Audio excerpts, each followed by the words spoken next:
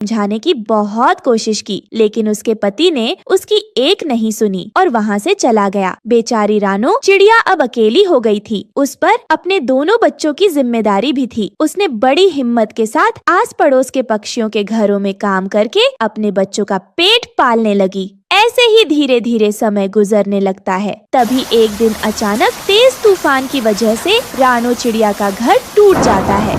ये सब देखकर तो वो टूट सी गई। हे भगवान, मुझसे ऐसी क्या भूल हो गई जो आप मुझे इतने दुख दे रहे हैं? क्यों मेरे ऊपर दुखों का पहाड़ तोड़ रहे हैं? कितनी मुश्किलों से मैं अपने बच्चों को पाल रही थी, लेकिन आपसे ये भी देखा न गया जो आपने उनके सिर से छत छीन ली। अब मैं कहाँ जाऊंगी?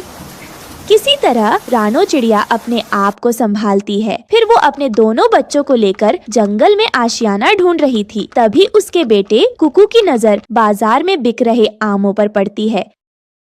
रानो आंटी, पूरे जंगल में भी तेरे जैसे कागज के खिलौने कहीं नहीं मिलेंगे। रानो चिड़िया ऐसे सुंदर खिलौने बनाती थी कि देखने वालों की नजर उन पर से हटने का नाम ही नहीं लेती थी और इसीलिए उसके खिलौने हाथों हाथ बिक जाते थे। एक दिन रानो चिड़िया जंगल के बाजार में खिलौने बेच रही थी। तभी दो दुष्ट काले बादल वहाँ पर आते हैं।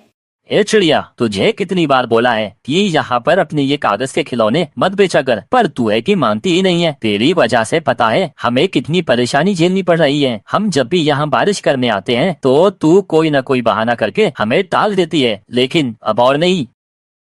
बादल भैया, बारिश का कहर मुझ पर ना बरसाओ। आप तो जानते हैं ना, मैं इन्हीं कागज के खिलौने बेचकर अपना घर चला रही हूँ। अगर आपने बारिश कर दी तो मेरे ये सारे कागज के खिलौने खराब हो जाएंगे, इसलिए मुझ पर रहम करो बादल भैया। सुनो रानो चिड़िया, मैं तुम्हें सिर्फ 2 दिन का समय दे रहा हूँ। अगर